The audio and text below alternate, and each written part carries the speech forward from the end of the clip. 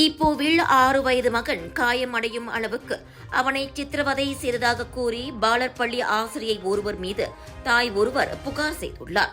ஜிலப்பங் அருகேயுள்ள பாலர் பள்ளியில் படித்து வந்த மகனின் உடலில் காயங்கள் இருப்பதை செப்டம்பரில் தாம் முதலில் கண்டறிந்ததாக 42 வயதான ஐசா ஷால்ஜோல் என்பவர் கூறியிருக்கின்றார். ஆசிரியை தன் இடுப்பில் கிள்ளியதாகவும் தினமும் தலையிலேயே அடிப்பதாகவும் கூறி மகன் பள்ளிக்கு செல்ல மறுத்துள்ளான். இதையடுத்து மகனின் உடலில் காணப்பட்ட காயத்தழும்புகளை ஆதாரமாக பதிவு செய்து கொண்டு அவர் போலீஸ் புகார் செய்தார். பள்ளி தலைமையாசிரியர் மற்றும் மாவட்ட கல்வி இலாக்காவிலும் புகார் செய்யப்பட்டது. அதன் பிறகு மகன் துன்புறுத்தப்படுவது நின்றிருக்கும் என தாய் நம்பிய நிலையில் டிசம்பரிலும் அவன் பள்ளிக்கு செல்ல மாட்டேன் என அடம் பிடித்துள்ளான். தலையில் தொடர்ந்து அடித்தது தெரிய வந்ததால் டிசம்பர் 10ஆம் தேதி போலீஸ் புகார் செய்ததாக நேற்றைய செய்தியாளர் சந்திப்பில் அந்த மாது குறிப்பிட்டார்.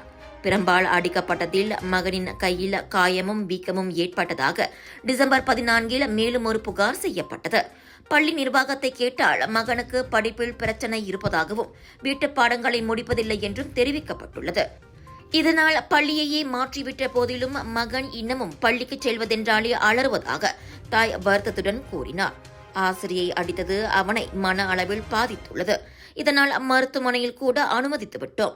இது மற்ற பிள்ளைகளுக்கும் நடக்கக்கூடாது என்பதற்காகவே நடந்தவற்றை பகிர்வதாக பேராக் மாநில கிராக்கான் கட்சி ஏற்பாடு செய்த செய்தியாளர் சந்திப்பில் ஐசா இத்தகவலை வெளியிட்டார்.